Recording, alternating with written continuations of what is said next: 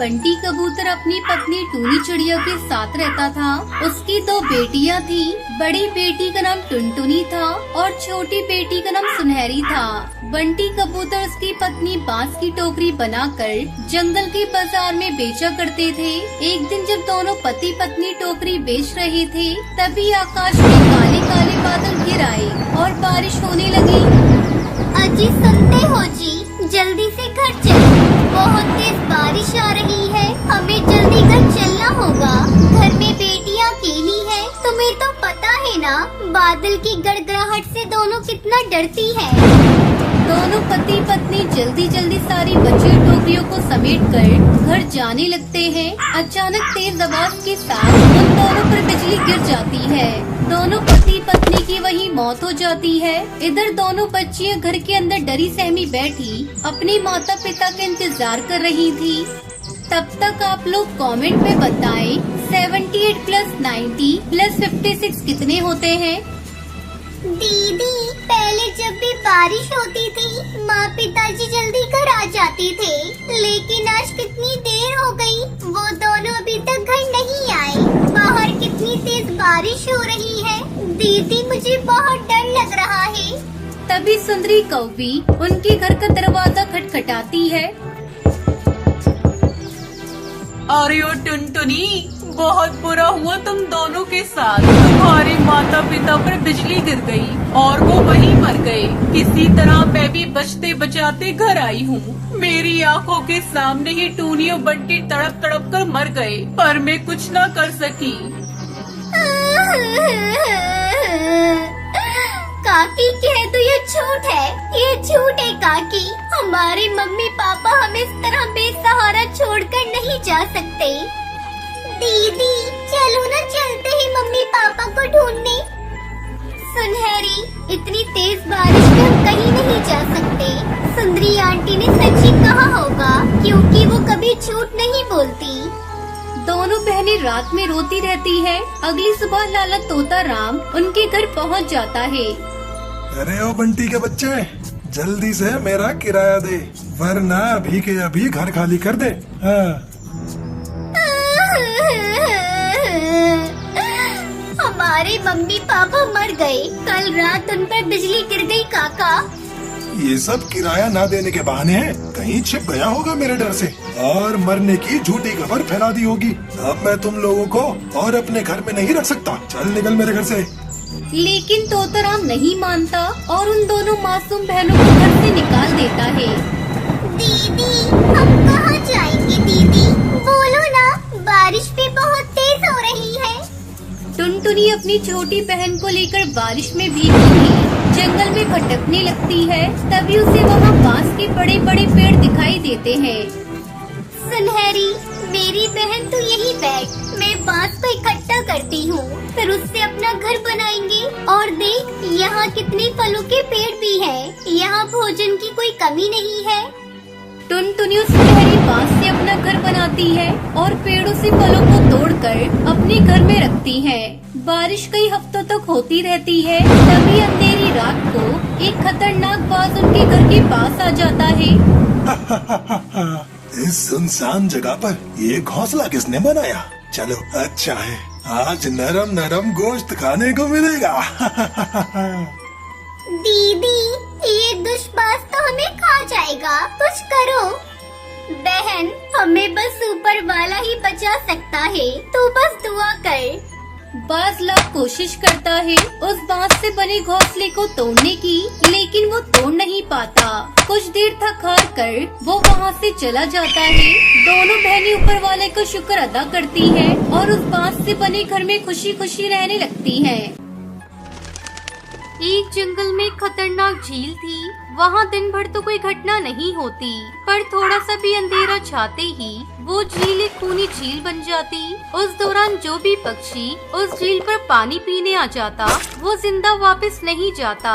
यही वजह थी कि जंगल के सारे पक्षियों ने, यहाँ तक कि जंगल के राजा तोता राम ने भी उस झील को खूनी झील घोषित कर दिया था। अब पूरे जंगल में कोई भी शाम को उस झील की तरफ जाने की हिम्मत नहीं करता था।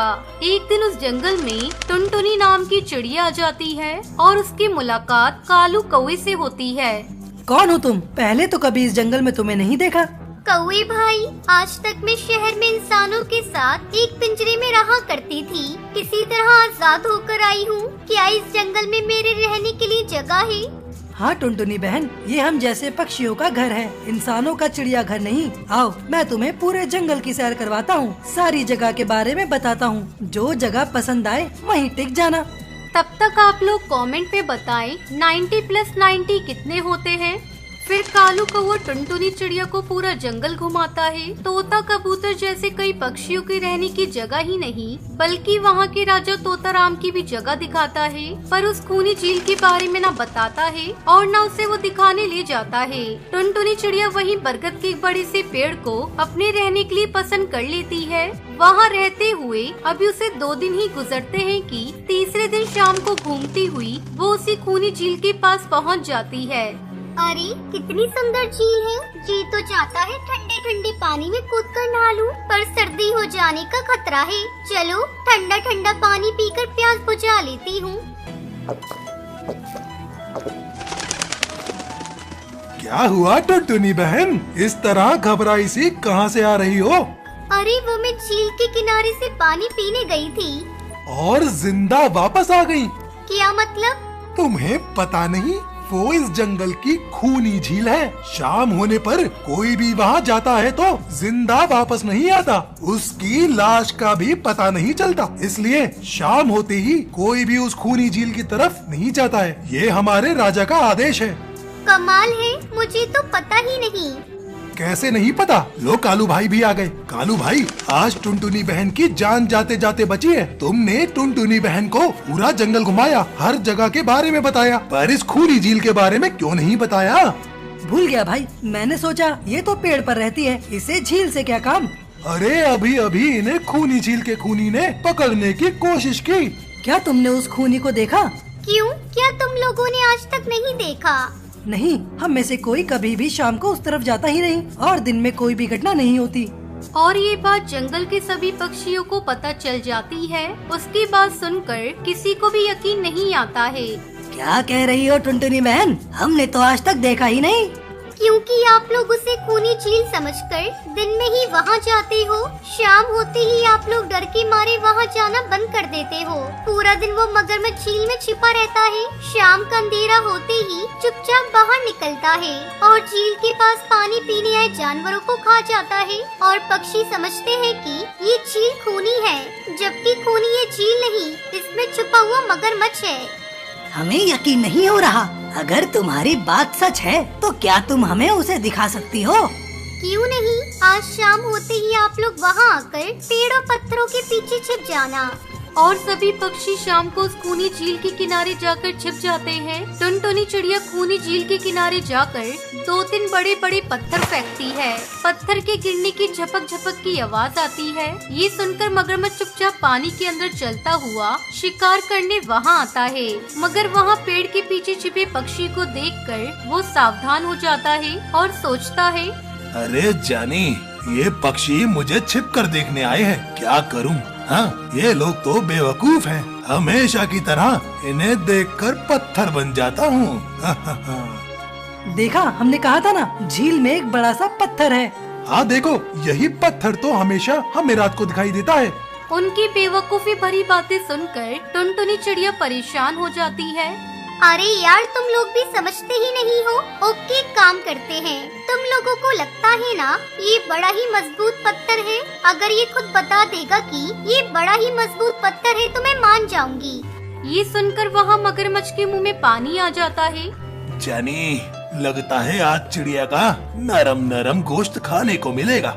वैसे भी ये सारे जानवर बेवकूफ हैं। आज तक मुझे पत्थर ही समझते आए हैं। मैं पत्थर हूँ, मैं मजबूत पत्थर हूँ। सुना आप लोगों ने, ये कैसे आप सभी को बेवकूफ समझता है? अरे पत्थर भी कभी बोलते हैं क्या?